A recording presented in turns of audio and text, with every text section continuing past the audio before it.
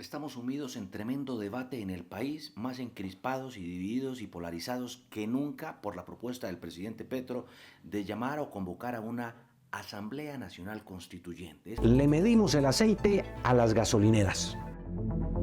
Se dispone a recuperar las motos robadas. ¿Qué pasaría si no estuviéramos aquí con guardias? ¿Qué es lo que más la ha sorprendido el ser mamá?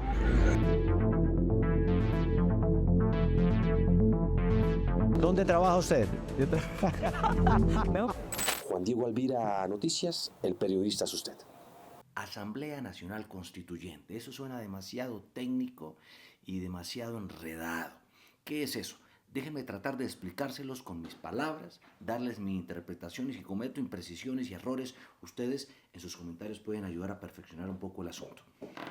Pero bueno, empecemos por definir qué es eso.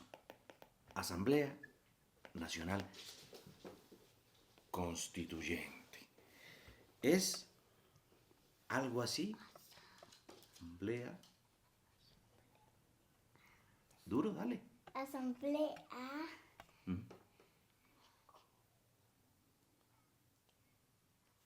¿Qué dice acá? constitu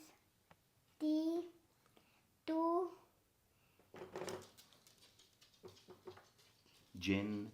gente. Muy bien.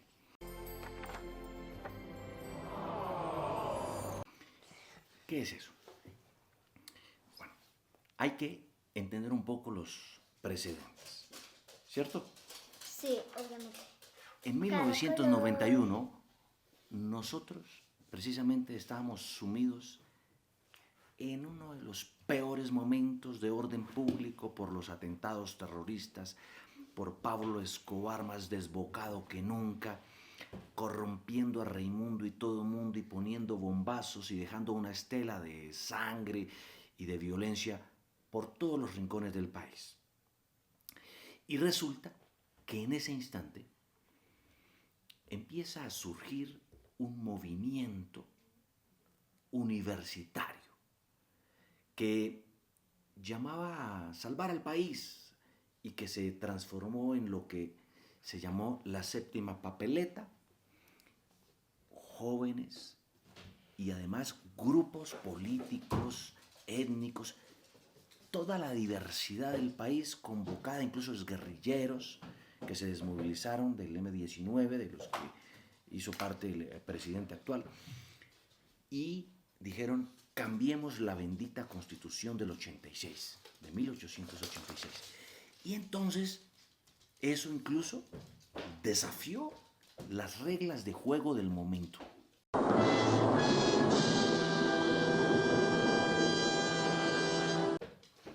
Porque la Constitución lo consagra y la ley claramente.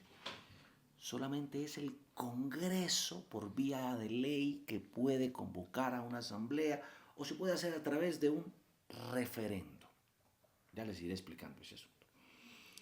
Pero bueno, dado que hubo una ola gigantesca de movimiento popular, la Corte Suprema se tragó el sapo y dijo, listo, está bien, convoquémosla. Y el presidente, entonces Barco en su momento y Gaviria después, apoyaron y respaldaron la iniciativa. Fue esto, ¿no? Aquí está más o menos consagrada la bendita asamblea. Aquí está el expresidente Gaviria y aquí está quien fuera en ese momento el doctor Horacio Serpa, uno de los políticos más importantes del liberalismo, el doctor Álvaro Gómez Hurtado, de Salvación Nacional, ya en ese momento, representación indígena de todos los grupos sociopolíticos y étnicos de Colombia. Y, bueno, aquí está el doctor Navarro Wolf, quien también fue del M-19. Entonces, eso es una asamblea, un grupo de personas de diferentes vertientes de pensamiento y políticas que deben reunirse. Pero, ¿cómo se hace eso? Ya les conté que en ese momento se hizo saboteando un poco la ley, pero se permitió dadas las condiciones sociopolíticas del momento. ¿Qué jugada fue esa? Y resulta que hay unos requisitos para que eso se dé. ¿Cómo convocar a una asamblea para que se elija a este grupo de personas de una asamblea constituyente? Primero, ojo con esto, debe ser a través de una ley. ¿Quién hace las leyes en este país? Sí, gústenos o no, el Congreso de la República. Eso se necesita para que se convoque a una asamblea.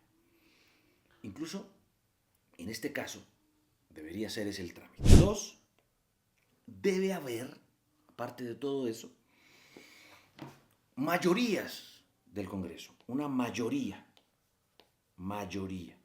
tanto en la Cámara como en el Senado, que son las dos cámaras que componen el Congreso de la República.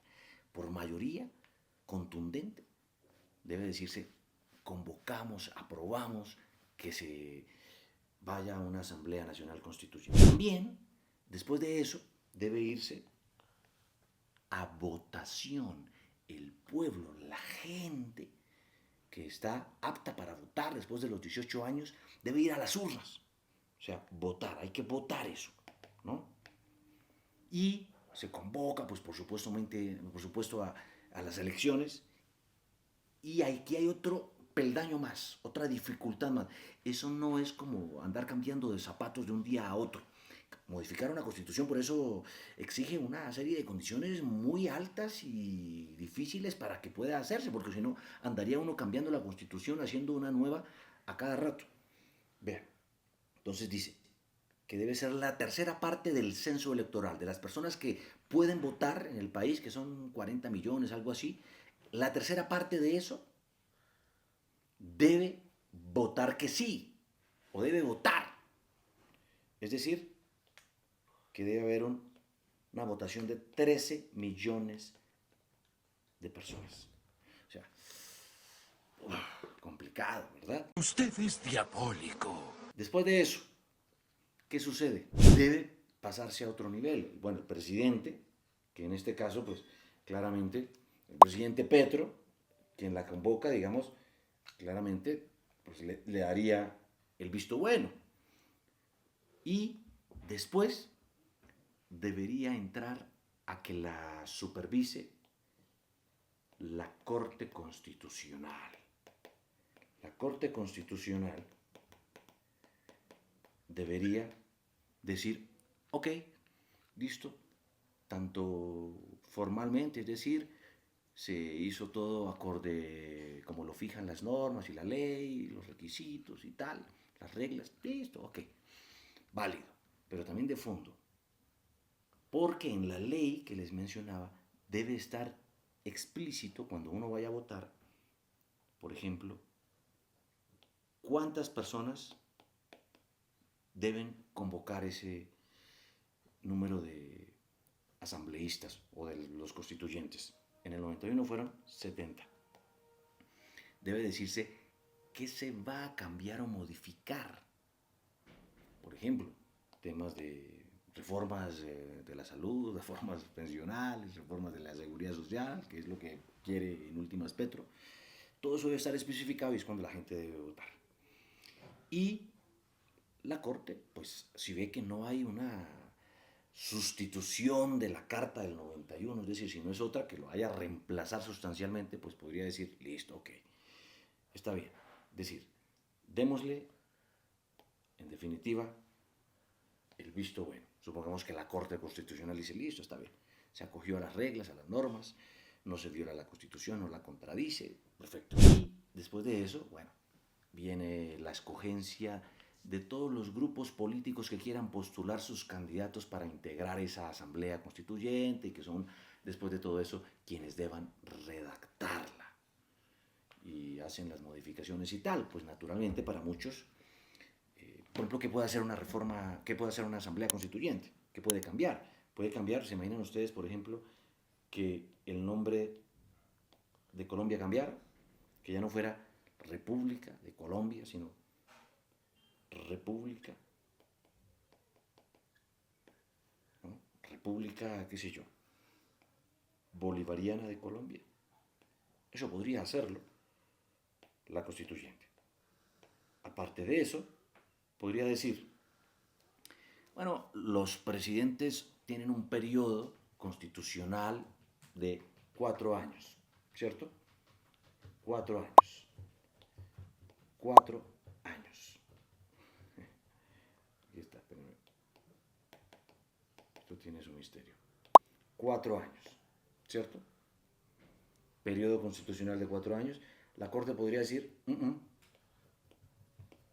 hagámoslo ahora o ampliémoslo ahora a 6.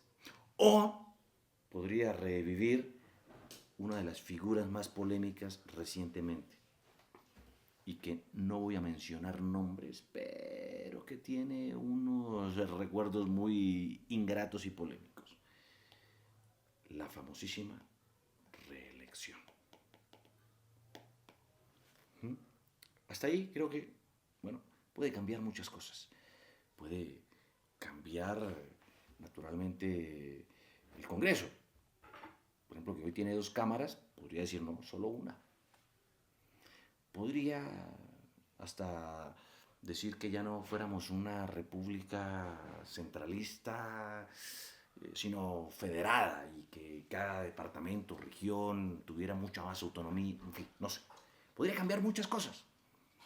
Ese es el temor para algunos. Pero ha salido otra teoría en juego, y es la de que ya no se haría una reforma a través de toda esta tramitología y todo esto, sino que Petro ha dejado entrever, dicen, que probablemente no recurra a la ley y la Constitución, sino que invocando, como lo ha dejado de pronto notar en algunos de sus discursos, al poder constituido, es decir, a lo que ya a él le confirió como primer mandatario de este país la votación y los millones de votos que sacó en las elecciones pasadas, pues que haga una especie de constitución, una constituyente, o la convoque de bolsillo, a dedo, por decreto, como lo hizo en 2017 este personaje no menos controversial, Nicolás Petro, presidente de Venezuela. Y es que convoca, vía decreto, dice, se convoca.